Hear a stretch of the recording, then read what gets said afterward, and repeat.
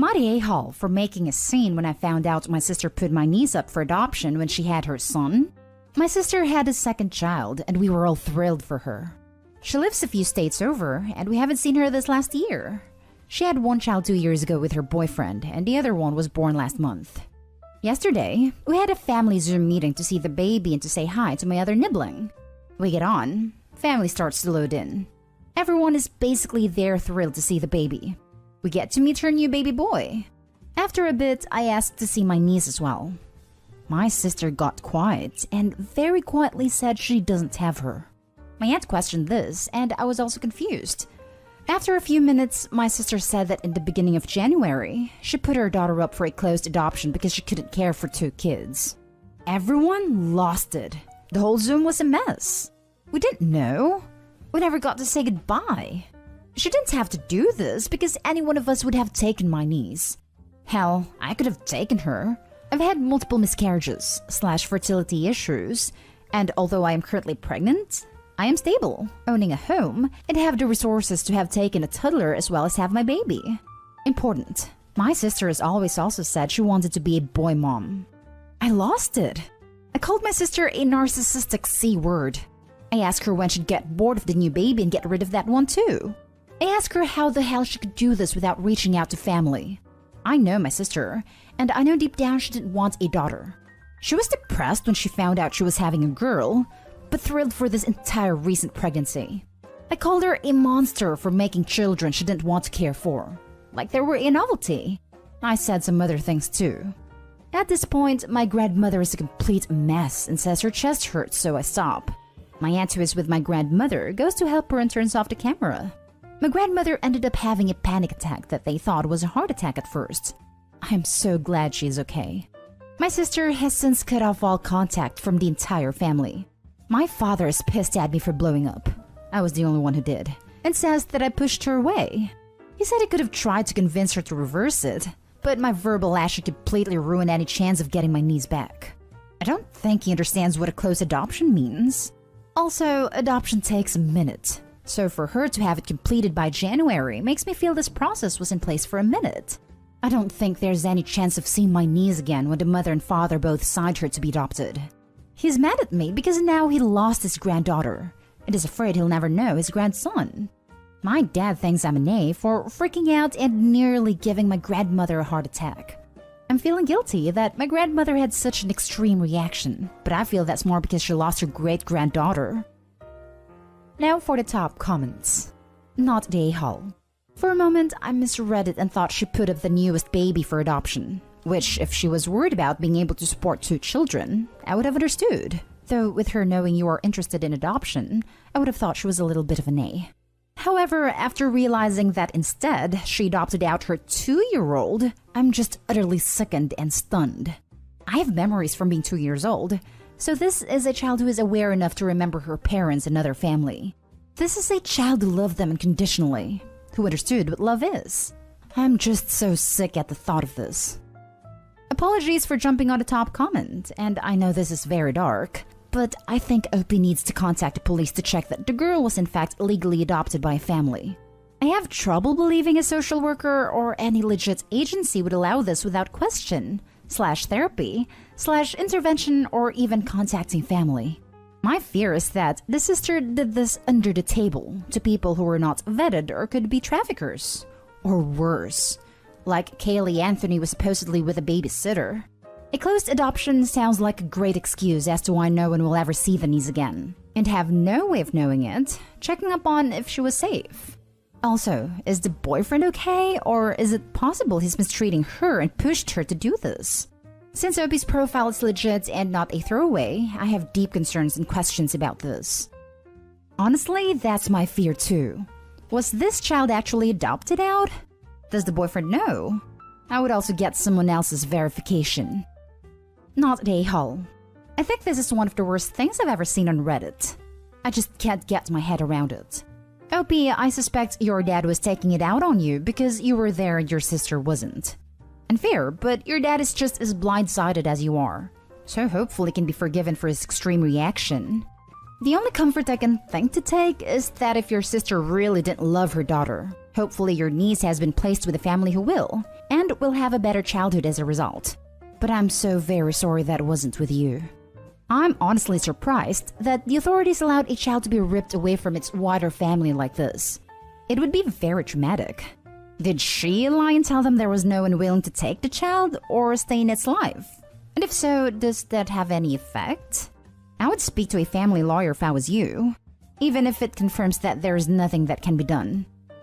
If this post is real, you should probably contact the police so they can confirm the child was actually adopted and that nothing horrible happened to her. Not a-hole. I am contacting authorities on this. First in her area and also my own lawyer. I'm concerned she wasn't properly adopted out. Edit to update. I've contacted the local CPS for my sister's area, local courts, and I have a lawyer looking into it for me, starting tomorrow as I just obtained him. Thank you for the helpful comments pointing out the issues with us. Especially thank you to those in social work who reached out to me privately. I didn't realize how many options I had to fight this, or to see if it was legit. I'll update when I find more out from the lawyer. Am I the a-hole? My brother and me made my dad leave for my mom's funeral? My parents haven't been together for 10 months because mom found out he's been cheating on her with one of their friends for I don't know how many years. The friend's the one who told her, not my dad. This messed up my mom, and she wasn't the same. He hasn't talked to me, 16 male, or my brother, 25 male, since he left. But we haven't wanted to talk to him either. I can't believe he hurt her, and it made me sad seeing the way it left her after. She tried to be strong for us, but I was up every night listening to her crying. My mom died, and last week was her funeral. It took time to organize it. My brother and my grandma were in charge, and we kept it small for only a few people. My dad showed up in the morning and wanted to go inside, but we told him no. It was only a few family allowed in, and we didn't want him there at all. She died sad and hurt because of him.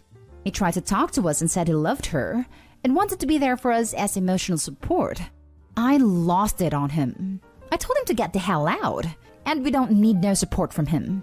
It was super emotional, I just wanted him to leave. My brother told him he's not welcome, and eventually he left, so we did the service in peace. There was some family there that wasn't happy that we kicked him out, and we've gotten talked to by them. They get why we're mad, but he was still her husband and someone he loved, so it might have been right to let him grieve like we are too.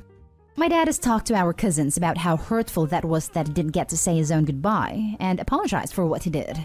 They told him to screw off, and then told us all the other stuff he's been saying to everyone else. Mostly, everyone agreed we had every right to not want him there, but others that don't think so keep saying we were awful to not let someone grieving be a part of it. So, I don't know what to think. I didn't want him there, and my brother didn't either. But were we still a-holes we didn't let him in? Not a-hole. She wouldn't have wanted him there. You and your brother didn't want him there. And I assume nobody else there wanted him there. I'm not sure why anyone else's opinion matters. Just want to add, he cheated on her for years. How can you claim to love someone then do that to them? I don't want to be the grief police, but I feel like he lost the right to mourn her when he made the decision to cheat on her. Multiple times. For multiple years. Not a-hole. He was supposed to be her everything. Instead, he spat on all that and left your mother in pieces. He had 10 months to do something about that. Where was he back then? For her and you too. He was only there to save face. If she didn't die, he'd continue living as he did. Tell them what kind of person cheats on their loved one and only come to talk when she was 2 feet into the ground. If they can answer that in a way to change your mind, then they can say whatever, I guess. Wasn't around because he was ashamed according to him, and he knew we didn't want to see him. Plus, my mom didn't want to be with him. What a convenient excuse. Of course you two and she wouldn't want to even look at him. So what? If he really gave a damn, he'd try to at least admit that he made a choice. A stupid choice, and he's an idiot. He could have said so many things to make your mother feel better. Things at his expense. But that man is a coward. The fact he only showed up when she was dead proves as much.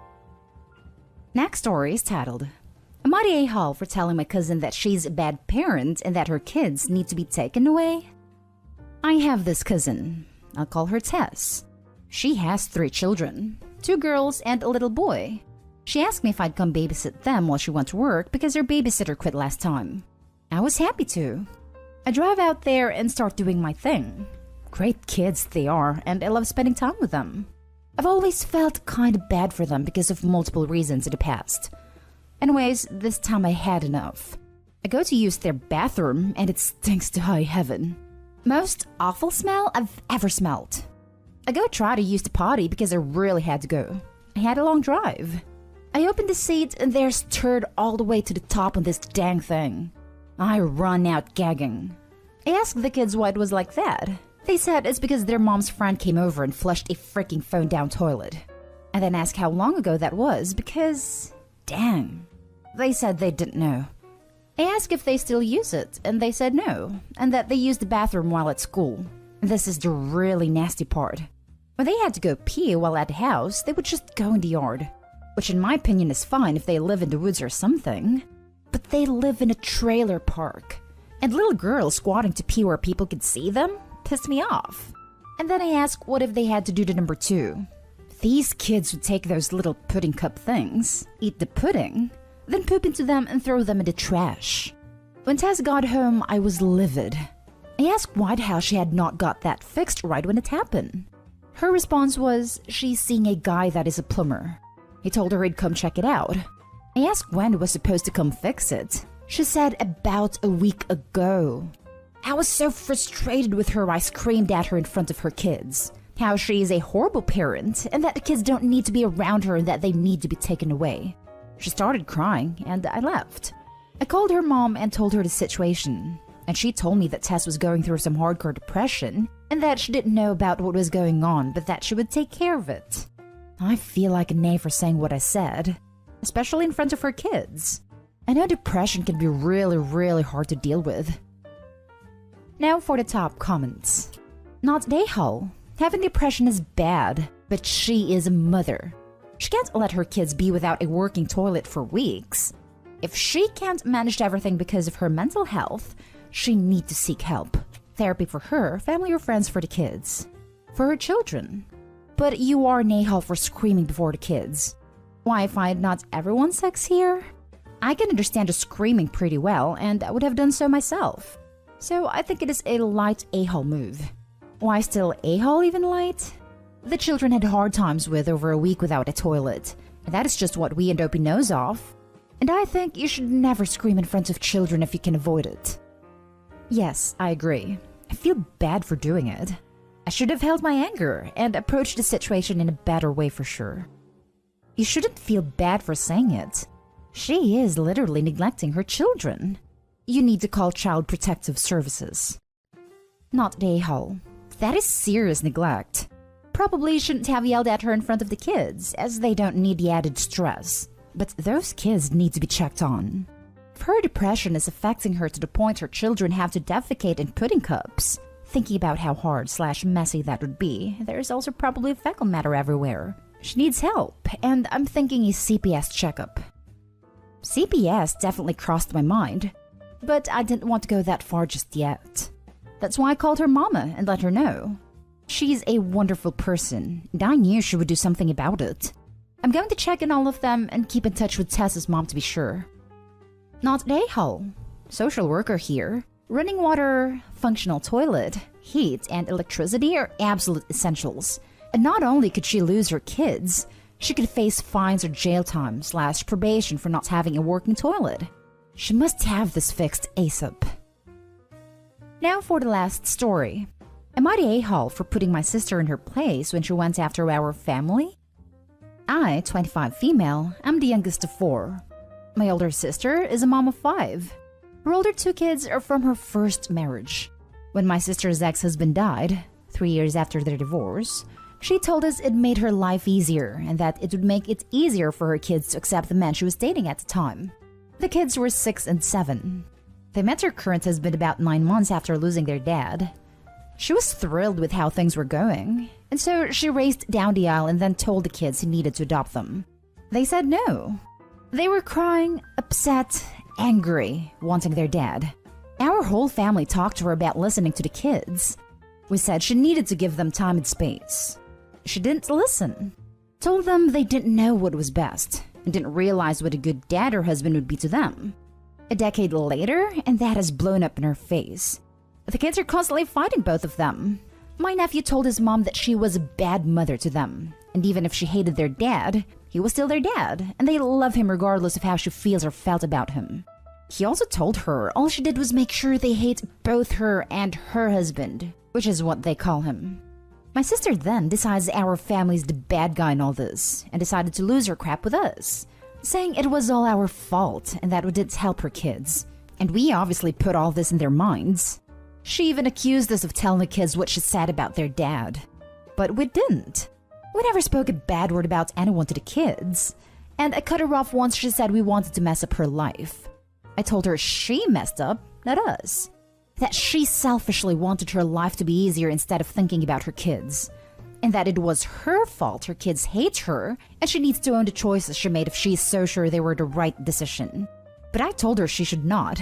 And instead of fighting us, she should try to save her relationship with the older kids before they cut her off for good and never give her the time of day again. She tried turning it around on us again, and I told her she will end up losing 2 of her kids, and it will be her own damn fault. She's claiming I was a witch to her. My family said they agreed with what I said, but maybe I shouldn't have lost my cool with her. Am I the a-hole? Not the a-hole. You were honest and told her something she needed to hear. Now it's up to her whether she can make any changes that might prevent her children from cutting her out. Not the a-hole. She made sure the kids absolutely felt she picked the new man over them, made them second choice, and now she's wondering why her selfishness is biting her in the butt. Not the a-hole. Sure, he could have been a little more sensitive, but she tried to force her kids to accept a new man in their life a year after the death of their father. If she can't see the issue here, she's definitely the a-hole. Not the a-hole. You shouldn't have lost your cool with her is kind of ridiculous when that was what she was doing. All you did was put her in her place. She is kind of an awful mother. I don't know who would see their children's father's death as a benefit, and then completely disregard their feelings in trying to replace their father not even a year after his death. How could she blame something completely her fault on you guys? I would cut her off completely. Maybe reach out to your nephews to see if they're okay.